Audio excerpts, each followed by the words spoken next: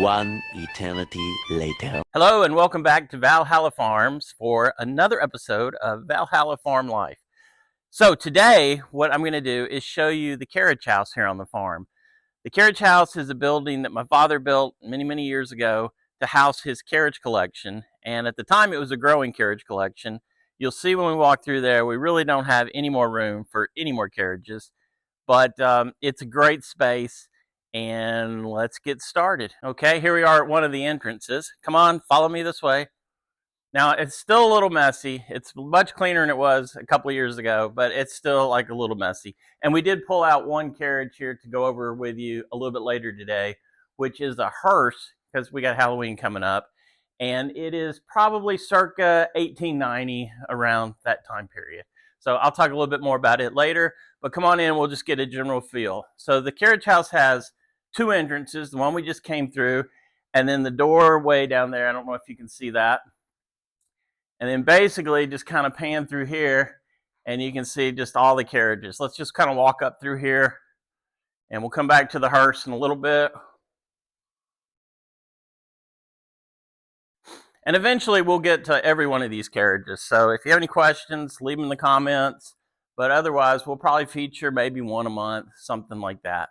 Now, when guests come through here, I find that there's three types of guests. One that doesn't care anything at all about carriages. Two that are just casually interested in carriages. That's most people. And then three, the hardcore person who really wants to know the history of the carriages, the stories behind them, and all that kind of stuff. And that is probably just 1 in 100 people, is kind of my experience so far. But down here we got some really neat stuff. This is probably my favorite. It's a gold carriage, gold-plated carriage, and I just love it. I'm not sure. My sister's probably hooked almost all of these up at one time or another, but I've been involved with a few of them. I've driven one back there in the corner over there behind the basket, the wicker basket one. That's one I used to drive all the time. And then you'll see like various awards on the wall.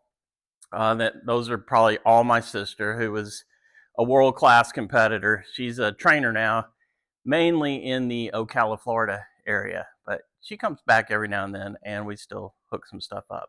Lots of harness over here in the corner. Over here, this wall here, I don't know how well you can see this stuff, but this is kind of all articles about the farm. They used to have a horse show here every year, and we'll show the horse show grounds more in future videos, but we've kind of done away with the horse show. It was just a lot of work for one weekend, but this is what all this on the wall is. Just all through here. All right, so this space also is a great entertaining space. So we have a lot of big round tables, and occasionally if we have an event or something here that calls for something inside, we'll put these big round tables all the way down through here, and it's just a great place to have a party or a get-together. And come through here, and I'll show you the kitchen. So it's kind of got a catering kitchen right off to the side. And let's see if I can find a light switch. We probably should have already done that. So, here's the catering kitchen. So we got a fridge there. The stove went bad years ago, so we've got a new stove. It's out in the carriage house right now, but it's coming back in. And so, I mean, it's kind of small, but you can really host some really killer parties from here. Then you come in here, we've got a little storage, a little closet space on either side of here. And then we've got some laundry facilities in here, a shower in here, which comes in handy, and a bathroom. And so the loft, which I showed in the last video, does not have a bathroom.